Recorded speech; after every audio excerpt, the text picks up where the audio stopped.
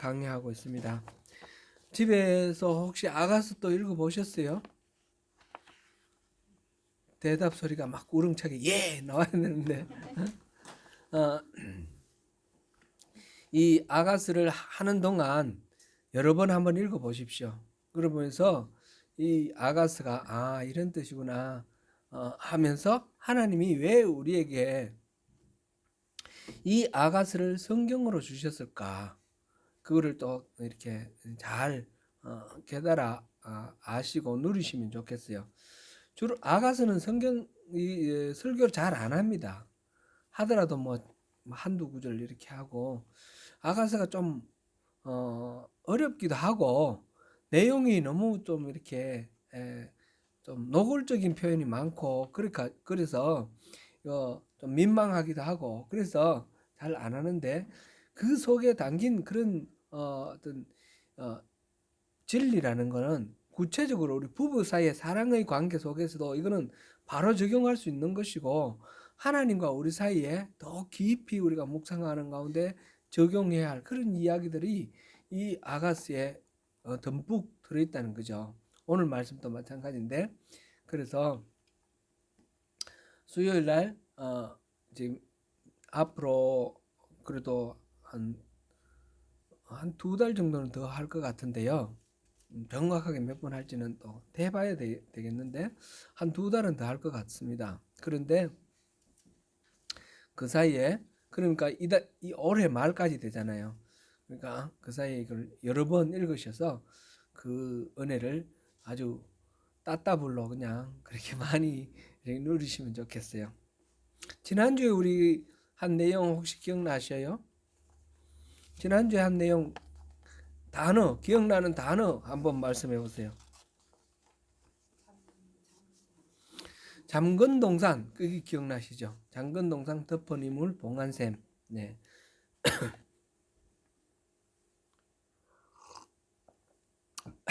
부부간의 관계는 사랑의 관계는 배타적이다. 내 짝 한 사람만을 위해서 내가 존재한다. 그런 거예요. 잠건동산이고 덮은 우물이고 봉안샘이에요. 지나가는 나그네가 끌떡거리면 안 돼요. 그죠? 거기는 그 신랑만이 독점하는 그런 것이죠. 하나님과 우리 사이 관계가 그렇다는 것입니다. 우리가 하나님도 사랑하고 또 다른 대상도 사랑하고 이러면 그거는 안 된다는 거죠. 우리는 잠건동산이고 봉안샘이에요. 하나님만 우리의 그 샘에서 나오는 물을 맛볼 수 있는 하나님만 우리 사랑을 차지할 수 있는 그런 우리 사랑의 대상이라는 것이었습니다. 오늘은 그렇게 두 사람이 결합을 해가지고 이제 결혼한 거였어요. 지난 시간에 마지막 이야기는 결혼을 해서 결혼한 합법적인 부부 사이의 관계, 그 사랑은 배타적이다. 이제 그렇게 결혼을 했는데 5장 2절까지가 이제 5장 1절, 5장 1절에서 결혼 잔치를 다 이렇게 풍성하게 누리면서 친구들을 초청하고 그런 이야기였어요. 그리고 이제 오늘 5장 2절 들어가는데 5장 2절하고 1절 사이는 보니까 이 흐름이 뚝 끊겨요. 뭔가 이렇게 단절이 있는데 이 5장 2절부터의 말씀을 통해서 부부간의 사랑이 갈등을 맞이할 때 혹시 부닥치고 위기를 접할 때 그럴 때가 있지요. 당연히 우리 뭐 처음에 신혼 때도 있지만 30년 40년 살다가 요즘 보니까 졸혼이라는 게 아주 유행을 하더라고요. 황금 이혼 이런 거 이제 황혼 이혼 이런 거 하더니 이제는 이혼 안 하고 그냥 졸혼 이렇게 해서 하는 경우도 많습니다. 그러니까 부부간에 평생토록 수많은 갈등 속에 살아간다라는 것을 우리가 볼 수 있습니다. 그럴 때에 우리도 마찬가지 아니겠습니까? 우리도 그 갈등을 만나게 될 때 어떤 성경의 어떤 원리를 통해서 이 갈등을 해결할 것인지 이 갈등을 또 어떻게 피할 것인지 그거를 우리가 하나님이 우리에게 이렇게 살라가 하시는 방법으로 우리 그 답을 한번 찾아보면 좋겠습니다. 사람은 갈등 속에 삽니다. 갈등이 없는 인생은 없습니다. 어떤 분이 막 너무 힘들어해서 괴롭다 그러니까 갈등이 없기를 원한다면 공동묘지에 가보라 그러더라고요. 공동묘지에 있는 사람들은 갈등 없어요. 고민 없어요. 그냥 편안히 누워 있습니다. 살아있는 이상, 우리에게 생명이 있는 이상 끊임없이 고민과 갈등 그런 거는 있을 수 있는 일이다라는 것을 생각해야 되겠습니다. 지금 바로 앞에 5장 1절까지 이야기는 장밋빛 사랑의 노래였습니다. 그리고 혼인의 예식을 치르면서 그 잔치 분위기, 들뜬 잔치 분위기였습니다.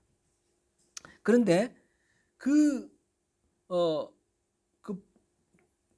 축제, 부드럽고 만족이 가득한 그런 축제의 그 분위기가 순식간에 찬물을 끼얹는 듯한 그런 느닷없이 찾아온 갈등, 위기, 그것을 우리가 보게 됩니다. 전체를 이해하기 위해서 잠깐 한번 다시 말씀드리면 앞에서 우리가 살펴본 건데 이 아가스는 크게 나눠서 5장 1절 앞쪽과 2절부터 뒤쪽으로 이렇게 나눈다 그랬어요.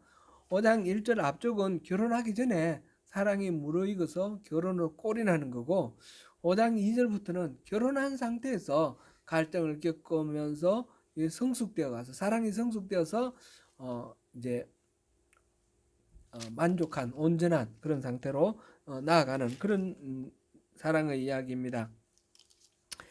3장 6절부터 11절 사이가 이 가마를 가지고 이 신랑이 오는 장면이었어요.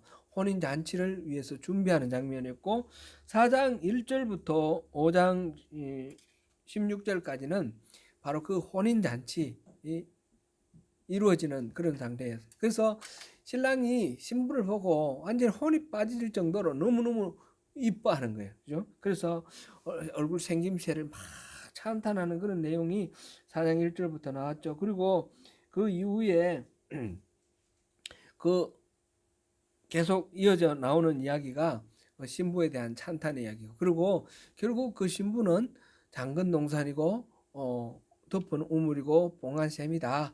그렇게 얘기하면서 바로 그 레바논에서 흘러내린 그 샘물이 이렇게 흘러가는 것처럼 생명의 원천, 생명이 약동하는 그런 에너지의 근원이다.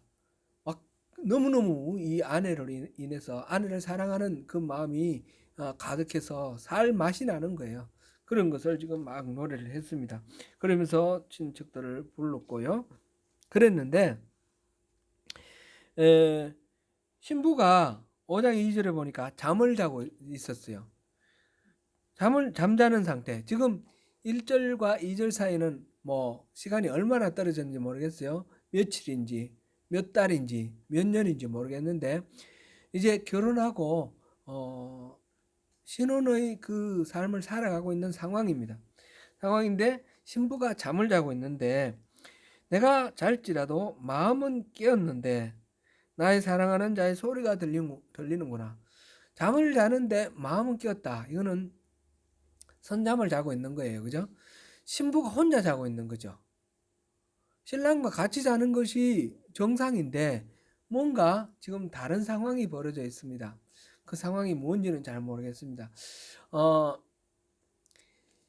신부가 친정에 남아있고 신랑이 돌아갔다가 다시 데리러 오는 그런 상황인지 아니면 신랑이 어디 출타를 갔다가 다시 돌아오는 그런 상황인지 잘 모르겠습니다. 당분간 떨어져 있다가 다시 만나는 상황입니다. 우리나라 전통 혼례 이렇게 생각해 보니까 저는 그 전통 혼례를 한 마지막 인물이 저희 큰 누님이셔요. 제가 기억하는 바로 그 이후부터는 좀 신식을 했거든요. 예식장에서 하고 막 이렇게 했는데 우리 둘째 누님은 구식으로 한 그 마지막인데 그리고 구식의 혼례식은 신부 집에서 하지 않습니까? 신부 집에서 잔치를 하고, 그리고는 어, 이게 이제 두 가지 경우가 있는데, 원래 이제 뭐 이렇게 어, 양반집, 뭐 따지는 집 이런 집에서는 신랑만 돌아갑니다. 신랑만 신랑 집으로 돌아가고 신부는 그냥 있다가 신랑이 나중에 와서 데리고 갑니다. 이 유대인들의 결혼식도 그 비슷한 것 같은데, 그렇게 데리고 가는데, 이거를 이제 처음 갈 때를 신행 간다. 그리고 갔다가 이게 이제 예, 저희 누님 같은 경우는 바로 결혼식 하고 바로 갔어요. 혼인례를 하고 바로 가마 타고 갔어요. 우리 누님 시집으로. 갔다가 한참 있다가 다시 왔더라고요. 그러니까 그게 정확히는 제가 안 물어봐서 모르겠어요. 지금 어릴 때니까 기억은 가물가물하고 물어볼 분은 없고 그래서 제가 못 물어봤는데, 아, 전화 걸면 또 누님한테 전화 걸면 또 저 누님 말씀해 주시겠지만 또 여쭤보기도 그렇고. 근데 제 생각에 한 5, 6개월 후에 온 것 같아요. 그리고 와서 그러고 난 뒤에 거의 한 1년 있다가 갔어요. 1년은 아니고 그것도 한 5, 6개월 있다가 다시 시집을 가더라고요. 그러니까 시집 가서 조금 있다가 다시 와서 친정에서 있다가 어떤 경우에는 아기를 낳고 가기도 한다고 그래요. 아기를 낳고 아기를 안고 시집 가는 경우도 있다 그러고. 그런데 우리 누님 같은 경우는 그 전에 가서 돌아갔죠. 그러니까 몇 달 있다가 돌아간 것 같아요. 그런 식으로 이제 했는데, 이게 이제 혼례라는 게 나라마다 다르고 시대마다 다르니까 어떤지 모르겠는데, 비슷하게 이렇게 좀 적용을 해서 생각해 보면 좋을 것 같아요. 그 제도는 어떤지 모르지만 그런 식의 뭐가 있지 않았을까? 신부를 데리러 오고 신랑이 데리러 오고 이런 경우가 있지 않았을까? 그런 거를 생각해 보면 좋을 것 같아요. 지금 신부가 혼자 자고 있어요. 혼자 자고 있는 거는 정상적 이 결혼하고 난 뒤에 쭉 있는 정상적인 결혼 생활이 되기 이전의 일이라고 이렇게 봐야 되겠죠. 그렇거나 아니면 출타를 갔거나. 그런데 신랑이 왔어요. 그럼 어떻게 돼야 되나요? 어, 지금 그런데 이 신부는 마음은 깨어 있는데 몸은 지금 잘 안 움직이는 비몽사몽간에 선잠든 상태, 그런 상태에서 신랑이 부릅니다. 밖에서 부릅니다. 문을 두드려 이르기를 나의 누이 나의 사랑 나의 비둘기 나의 완전한 자야 문을 열어다오. 이 신랑이 신부를 부르는 이 호칭은 최고의 찬사를 다 늘어놨어요. 나의 완전한 자여, 그 흠이 하나도 없는 100% 완벽한, 세계에서 둘도 없는 오직 하나뿐인 당신, 이러면서 부르는 거죠. 부르면 그 부르면서 하는 말이 내 머리에는 이슬이 내 머리털에는 밤이슬이 가득하다. 그러면 밤이슬이 가득하면 어떤 상태예요? 좀 춥고 어수선하고 춥고 빨리 들어가서 따뜻한 방에서 이 아내와 포근하고 이런 분위기를 즐기며 사랑을 이렇게 나누고 싶은 그런 마음이죠. 간절한 마음으로 이렇게 밖에서 막 문을 두드리면서 이 신부를 부르는데, 신부가 하는 반응이 너무 의외입니다. 내가 옷을 벗었으니 어찌 다시 입겠으며 내가 발을 씻었으니 어찌 다시 더럽히랴. 나 옷 벗고 지금 완전 옷 다 벗고 자는데, 그럼 내가 옷 입고 그럼 나가야 되는 거예요? 귀찮다는 거죠. 발도 다 씻었는데 지금 나가면 발도 더럽혀지는데, 그런 소리가 들리는 거예요. 이 신랑이 와서 부르는데 신부가 이런 반응을 보이는 거는, 이거는 어, 정상적인 반응이 아니죠. 바람직한 반응이 아닙니다. 어, 그렇게 추운 가운데서 벌벌 떨면서 그렇게 오랫동안 보고 싶어서 그리워하던 아내를 만나기 위해서 지금 밤에 달려와서 문을 흔들면서 아내에게 문을 열어달라 그러는데, 아내는 나 벗고 자는 중이야. 나 발 다시 했어서 귀찮게 하지 마. 그러고 있는 거예요. 예. 아, 신랑이 손을 들이밀어서 문고리를 열고 들어오려고 막 하는데 그게 잘 안 되는 모이죠. 막 덜그닥 거리고 그러는데 에, 우리 한옥 보면 이제 문 창호지 이렇게 발라놓은 문 고리가 꼭 붙어 있어요, 그죠? 그게 연상이 돼요. 그리고 창호지 문을 뚫고 이제 이거 고리를 벗기면 문이 열릴 테니까. 그런데 잘 안 열리니까 밖에서 막 덜그닥 하는데 아, 그 소리를 듣고 이제 나중에 뭐 이 신부가 부시시 일어나서 아 이거 안 되겠네 그냥 할 수 없다 그러고 일어나서 문을 여니까 신랑이 없어요. 아이고 이거 큰일 났구나. 지금 그래서 신부가 그때 이제 놀라서 하는 말이 내가 내 사랑하는 자를 위하여 문을 열었으나 그는 벌써 물러갔네.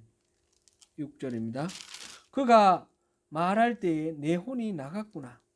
내가 그를 찾아도 못 만났고 불러도 응답이 없었노라. 그가 말할 때 이 말은 NIV 성경에 보니까 My heart sank at his departure. 그가 떠났을 때 내 마음이 가라앉았다. 이렇게 말할 때가 아니라 떠났을 때 이렇게 번역을 했어요. 그런데 이 말 원래 이 단어는 다와르라는 단어는 말할 때라는 단어거든요. 그런데 이게 떠난다는 말에 어근에서 나왔기 때문에 떠났다라고 번역을 해도 좋다 이렇게 이제 주석에 되어 있고요. 그게 아니라 있는 그대로 그냥 말할 대로 해석하면 어떻게 되나요? 남편이 밖에서 부를 때에 내가 내 제정신이 아니었구나 이렇게 해석해도 될 것 같아요. 아 남편이 그거 부를 때 내가 그거 왜 그러고 있었을까? 내가 정신이 참 완전히 나갔었구나. 혼이 나갔었구나. 그러면서 내가 그를 찾아도 찾지 못하고 불러도 응답이 없다. 지금 가로늦게 지금 정신 차리고 보니까 신랑이 와서 문을 열어달라는데 안 열어주고 신랑은 얼마나 그 참 실망스럽겠어요. 사랑스러운 아내 보고 싶어서 이 밤에 이슬 맞으면서 이렇게 달려왔는데 문을 안 열어준다는 거예요. 그것도 내가 옷 벗고 잔다 그러고 다 씻고 잔다 그러고 그러니까 이 밖에서 문 이렇게 흔들다가 내가 버림받았구나. 나를 거절하는구나. 낙심하고 떠나가 버렸어요. 떠나가 버리니까 이 아내가 막 부르면서 돌아다닙니다. 성간을 순찰하는 자들이 나를 만남에 나를 쳐서 상하게 하고 순찰하는 사람은 뭐 하는 사람이에요? 도둑 돌아다니지 못하게 순찰하는 사람이죠. 그러면 시민을 보호하는 사람이잖아요. 근데 이 여인이 뭐 자다가 일어나가서 옷만 걸치고 이렇게 나갔는데 보니까 미친 여자 같기도 하고 이 무슨 도둑질 하려고 했나. 그래서 순찰하는 사람이 이 여인을 보호해주는 자가 아니라 오히려 의심하고 괴롭히는 사람이 됐어요. 성벽을 파수하는 자들이 나의 겉옷을 벗겨 가졌도다.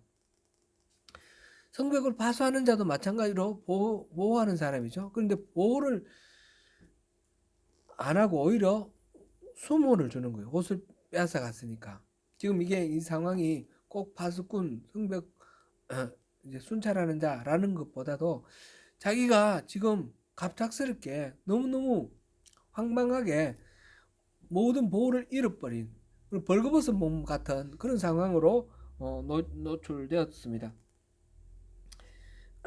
그렇게 되었고 8절 예루살렘 딸들아 너희에게 내가 부탁한다. 너희가 내 사랑하는 자를 만나거든 내가 사랑함으로 병이 났다고 하려무나. 그래서 이 예루살렘의 딸들아 그 여인들에게 이제 말하는 부탁하는 거죠. 내 사랑하는 사람 만나거든 내가 병났다고 좀 전해더라. 지금 이게 전부 노래 가사죠. 노래하고 있어요. 노래하고 있는데 그러니까 상사병이 걸린 거예요. 이제 순간 잘못해가지고 남편을 잃어버려가지고 지금 그런 슬픈 노래를 하면서 지금 부탁하고 있습니다. 5장 2절부터 7절까지 지금 본 이 내용은 앞에서 좀 본 것 같은 느낌이 들지 않습니까? 3장 1절에서 4절에서 보니까 침상에서 사랑하는 자를 찾았다. 찾아도 찾지 못해서 일어나서 성안을 돌아다녔다. 그러면서 순찰하는 자를 만나서 내 사랑하는 자 못 봤냐 그랬더니 못 봤다 그랬다. 그랬는데 거기서는 바로 그 다음에 님을 만났어요. 그거를 지난번에 제가 이 말씀 전할 때 꿈이었다 그랬어요. 꿈이었다. 첫 번째 꿈이었다. 그랬고 지금 5장 2절부터 이 8절까지를 두 번째 꿈이다. 이렇게 말씀을 드렸었습니다. 7절까지가 그걸 꿈으로 이렇게 보는 거 보고 있습니다. 신학자들의 주석을 보니까 그렇게 이거는 두 번째 꿈이다 이렇게 나와 있는데 꿈이라도 좋고 현실이라도 좋고 마찬가지로 지금 뭘 표현하고 싶어 하는 거예요. 이 남편이 부르는데 잘 응답하지 못함으로 인해서 남편을 잃어버린 상황이에요.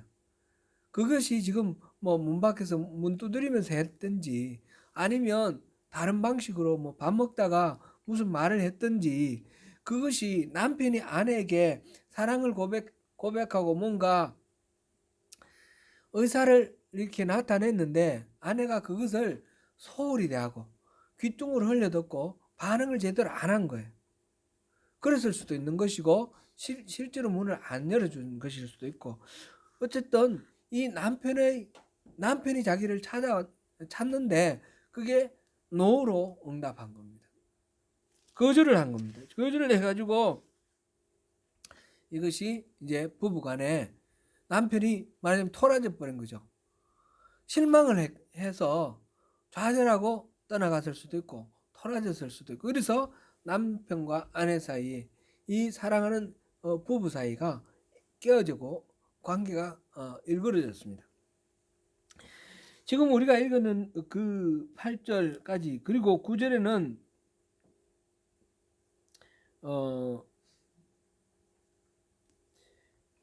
지금 9절 읽고 그 다음에 10절부터 쭉 나가면서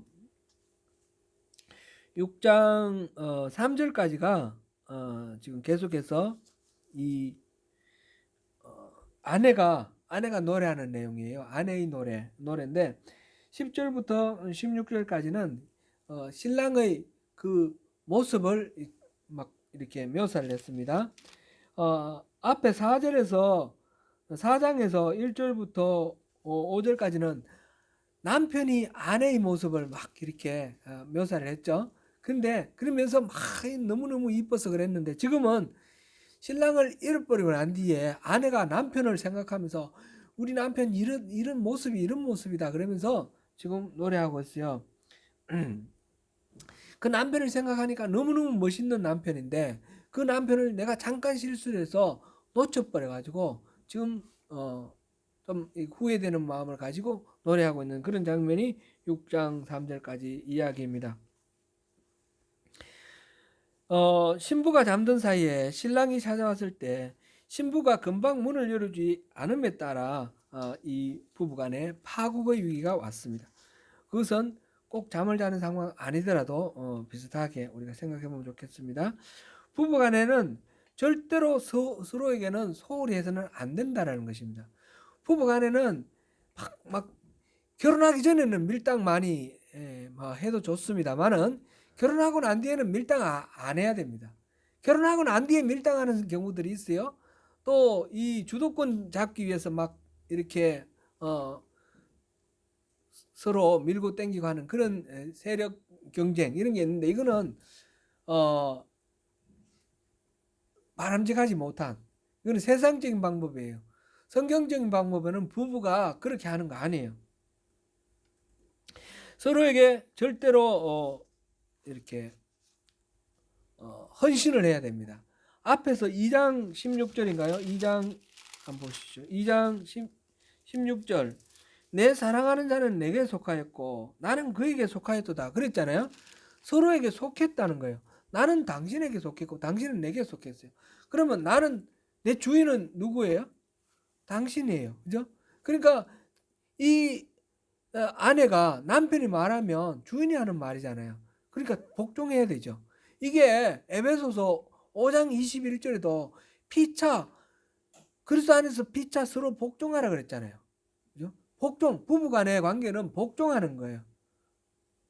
이 밀고 땡기고 밀당하고 주도권 다툼하고 이게 아니라는 거죠. 부부 간에는 그 이전에, 결혼하기 전에는 이것도 따져보고 저것도 따져보고 밀어도 보고 땡겨도 보고 하는데, 결혼하고 난 뒤에는 그렇게 하는 것이 아니라는 겁니다.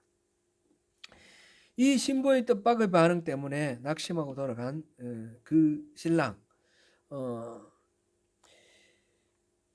전에 어떤 분에게 그런 이야기를 들었습니다. 이제 부부가 결혼한 지 뭐 한 몇 년, 한 2, 3년 됐을까, 신혼부부인데 이제 벌써 권태기가 왔는지 식은 거예요. 사랑이 식은 거예요. 그래서 이제 뭐 이런저런 얘기하다가 이제 속내를 내놓는데, 신랑이 하는 말이 신부가 자기를 거절한다는 거예요. 잠자리를 거절한다는 거예요. 그 잠자리를 그 부부간에 이 당연히 원하는 건데, 근데 신부가 그거를 계속 거절을 하고 싫다 그러고 막 그러는 거예요. 그러니까 이 신랑이 이상한 거죠. 이해가 안 되는 거죠. 그래가지고 이렇게 낙심이 돼 있어요. 근데 그 신부는 어떤 신부냐면 너무너무 착하고 신랑한테 다른 모든 것들을 다 잘하는 신부예요. 그럼 믿음도 좋고. 근데 이제 어렵게 왜 그런가 물어봤더니, 이게 앞에서 제가 지난번에 말씀드렸던 그 플라톤주의의 영향이에요. 육체는 더럽다고 생각하는 거예요. 영혼은 고귀하고, 부부간의 사랑이 이 고귀한 사랑이어야 되는데, 남편이 맨날 밝힌다는 거예요. 맨날 밝히니까 남편은 싫다는 거예요. 어떻게, 나 그렇지 않은 줄 알았는데 왜 저 사람이 저렇게 맨날 밝히는 저런 사람인가, 나 실망했다 그러는 거예요. 이건 뭐예요? 이거는 부부가 결혼해서 육체적인 관계를 맺는 것에 대해서, 이거는 하나님이 허락하신 하나님이 또 주신 은혜의 선물이라는 사실을 우리 놓치고 있는 거예요. 아무 남자가 아무 여자하고 이렇게 관계하는 거는, 그거는 타락이고 음행이에요. 그런데 하나님이 맺어주신 짝 부부간에는 그 육체 관계가 신성한 것이고, 하나님 주신 거룩한 것이고, 그것 자체가 육체가 하는 행동이기 때문에 더러운 것이 아니에요. 그거를 오해를 하는 거죠.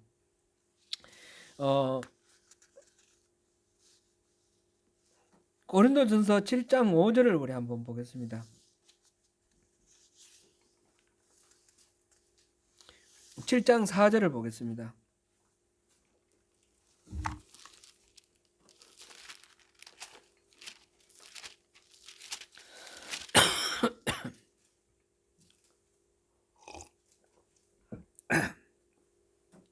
같이 읽어봅니다. 시작. 아내는 자기 몸을 주장하지 못하고 오직 그 남편이 하며, 남편도 그와 같이 자기 몸을 주장하지 못하고 오직 그 아내가 하나니.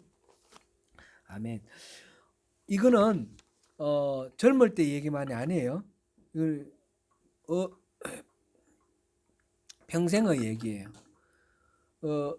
하나님께서 이 부부간에 잠자리 하는 거는 하나님께서 우리에게 주신 거룩한 선물이기 때문에 상대를 위해서 헌신하는 것이 맞다는 거죠. 내 몸의 주인은 내가 아니라, 물론 내가 책임져야 될 거는 내가 책임져야 되겠지만 남편이다, 아내다 라는 것을 우리가 여기서 확인하면 좋겠습니다.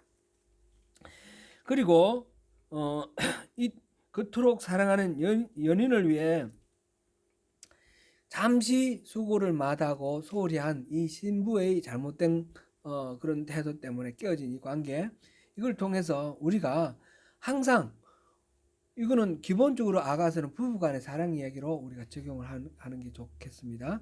부부간에 서로에게 소홀히 하지 말고 최선을 다해서 성심성의껏 헌신하라, 그렇게 우리가 보고요. 그 다음에 이 아가는 하나님과 우리의 관계라고 그랬지 않습니까? 그걸 노래하는 거라고 그랬지 않습니까? 하나님과 우리 사이에 우리가 잠시도 방심하거나 소홀히 하면 안 된다는 거죠. 하나님이 마치 안 계시는 것처럼 그렇게 마음대로 행동해서는 안 된다는 거죠. 항상 하나님을 이렇게 성심성의껏 최선을 다해서 섬기는 그런 관계. 우리가 귀찮아하고 소홀히 하는 것, 뭐 예배하는 것 좀 귀찮아하든지, 뭐 사소한 거 이거 이 정도는 뭐 괜찮겠지 하면서 할 때에 하나님께서 그것 때문에 실망하시고 낙심하시고 그 관계가 훼손되는 그런 일은 없는지 우리가 늘 깨어 있어야 되겠습니다. 첫 번째로 우리가 본 것은 자기중심주의예요. 자기가 주인이라고 생각하는 거, 그거는 관계를 깨뜨리는 겁니다. 부부간에 특별히 자기중심주의는 이거 하나님께서 우리에게 구원받을 때 우리에게 주시는 말씀이잖아요. 자기중심주의를 버리라. 하나님 중심으로 가라. 지금 부부간의 관계는 상대를 더 이렇게 중요하게 여기는 그런 자기 부인이 있어야 되는 것입니다. 두 번째로 우리가 볼 거는 그 귀찮음이라고 표현했던 그런 것과 비슷한 건데 게으름입니다. 신부는 마땅히 매사에 부지런히 신랑을 섬겨야 마땅했습니다. 이거는 지금 부부간에 여자가 남자에게 그렇게 하라 이런 뜻으로 해석하면 안 되고요. 신부는 여기서는 남자는 여자에게, 여자는 남자에게 상호간에 그렇게 해야 된다 그런 뜻입니다. 그리고 우리가 신부고 하나님이 신랑이다 그런 이중적인 표현으로 우리가 이걸 봐야 되겠습니다. 신랑이 먼 곳에 나갔을 경우에는 그를 맞이할 준비를 항상 갖추고 있어야 했습니다. 그리하여 신랑의 인기척이라도 들리면 즉시 문을 열고 뛰쳐나가야 했습니다. 그러나 술람미 여인은 그렇지 못했습니다. 그녀는 그토록 님을 사랑했건만 그 사랑에 걸맞는 준비성과 부지런함을 갖추지 못했습니다.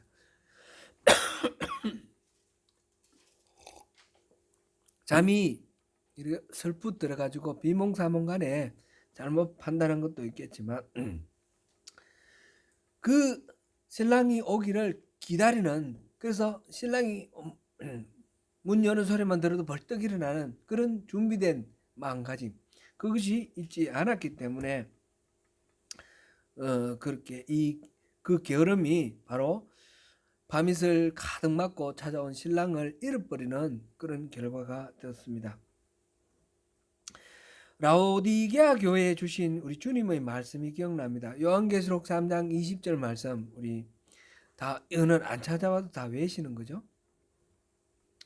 볼지어다 내가 문 밖에 서서 두드려노니 누구든지 내 음성을 듣고 문을 열면 내가 그에게로 들어가 그와 더불어 먹고 그는 나와 더불어 먹으리라. 예수님께서 문을 두드리고 계시는 거예요. 문을 두드리고 계실 때 우리가 귀찮아하지 말고 즉시 문을 열어서 주님을 모셔드리면 주님은 우리 안에 오셔서 나와 더불어 먹겠다고 그랬어요. 이게 뭐예요? 이게 식구가 되겠다는 거죠. 동행하겠다는 거죠. 평생을 같이 하겠다는 그런 약속의 말씀 아닙니까? 주님에 대한 우리의 사랑도 이와 같이 그렇게 영적 게으름에 빠져있지 말고 항상 깨어있어서, 지금 이 라오디게아 교회에 주시는 이 편지는 불신자에게 주시는 말씀이 아니라는 것을 우리 여러 번 확인했습니다. 예수 믿는 사람이 혹시 예수님을 문 밖에 몰아내놓고 예수님 그래도 우리에게 들어오시려고 두드리는데 외면하고 있지는 않는가, 우리 자신을 돌아보아야 되겠습니다. 세 번째로는 떨어져 있는 것, 떨어져 사는 것, 그것이 갈등의 문제고 원인이고 이것을 극복하는 것이 해결책입니다. 서양 속담에 안 보이면 멀어진다 그런 뜻이죠. out of sight, out of mind 그런 속담이 있죠. 사랑하는 사이에는 언제나 같이 있고 싶고 언제나 뭐 안 보면 더 보고 싶고 그리워지고, 그래서 안 보는 게 더 그리워하게 되고 약이 된다 이렇게 말하기도 하는데, 근데 안 보는 게 길어지면 어떻게 되나요? Out of sight, out of mind. 그 멀어지는 거예요. 그래서 장거리 연애가 위험한 거죠. 장거리 연애하면 그런 게 있는데, 부부간에는 뭐 또 다른 차원으로 우리 약속으로 결속이 되어 있기 때문에 또 차원은 다르지만, 그래도 이제 서양 사람들이 우리 한국인 유학생 엄마들 보고 제일 이해 못하는 게 이혼한 줄 알아요. 이혼한 줄 알아요. 그죠? 애들 데리고 여기 와서 이렇게 유학 생활하는 거를 이해를 못해요. 그렇게 되면 사실상 위험이 많아요. 그렇게 유학생으로 아이들 데리고 아이들 장래를 위해서 잠시 우리 고생하자 해서 떨어져서 기러기 아빠 이렇게 유학생 엄마 생활하다가 헤어진 사례들을 많이 봤어요.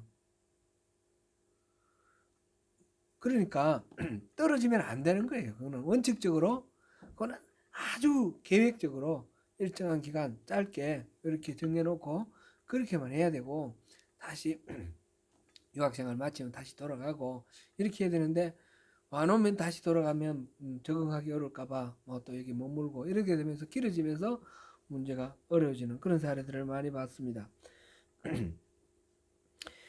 오래 떨어져 있으면 문제가 생깁니다. 앞에서 우리 포도원 담장을 허는 작은 여우, 그런 게 있었습니다. 부부 사이의 관계를 깨뜨리는 장애물이 나오게 되었습니다. 또 밤의 두려움, 이런 것도 3장 8절에 나와 있습니다. 그렇게 되면 사랑하는 그 관계가 이렇게 갈라지고 훼손당합니다. 멀리 떨어져 있다는 사실 자체가 갈등의 요인은 아니지만, 그것이 오래되면 점점 이렇게 사랑이 식어지고 서로에 대한 성실한 어떤 태도가 해이해지면서 같이 있는 것이 오히려 불편하게 되는, 그 유학생 기러기 아빠가 이 가족 만나기 위해서 여기 왔다가 뭐 이렇게 싸우고 이런 경우들 많이 봤어요. 아버지는 한국에 혼자 살면서 막 챙겨 먹는 것도 힘들고, 그래서 벼르고 1년 동안 이렇게 별러서 휴가 얻어가지고 이제 가족들 이제 만났어요. 가족들 만나 너무너무 좋은 거예요. 그래서 섬기려고 맛있는 음식도 이렇게 막 해가지고 아빠가 혼자서 자취 생활하다 보니까 이제 음식 솜씨도 늘었고 막 마련해가 주는데 애들 맛없다고 안 먹고 아내도 귀찮다 그러고 막, 그러면 너무너무 실망되잖아요. 그래서 뭐 또 무슨 말하면 잔소리한다 그러고, 그래서 아빠가 오면 애들도 싫어하고 엄마도 싫어하는 거예요. 차라리 떨어져 있는 게 더 편한 거예요. 그러다가 헤어지는 거죠. 참 비극적인 그런 이야기들을 이렇게 보게 되는데, 지금 술람미 여인이 지금 남편과 떨어져 있는 사이에 이 나태해지고 게을러지면서 남편에 대한 그 마음이 모르는 사이에 이렇게 약화되고 식어진 거예요. 그러니까 남편이 부르는데 벌떡 일어나 나가지 못하고, 나 옷 벗었다고, 옷 벗고 잔다고 그러고 씻고 잔다고 그러고 그런 반응이 나오는 거죠. 그러므로 성경에서는 결혼한 자는 둘이 반드시 한 몸이 되어서 동거하는 것이 아름답다. 이 창세기에 하나님이 아담에게 하와를 주시면서 주신 말씀이에요. 둘이 한 몸이 되어야 되는 것이고, 고린도전서 아까 7장 4절 봤는데 7장 5절도 한번 읽어보겠습니다. 고린도전서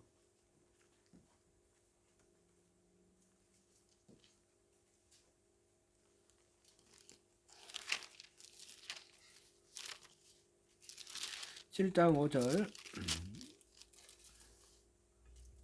찾으셨습니까?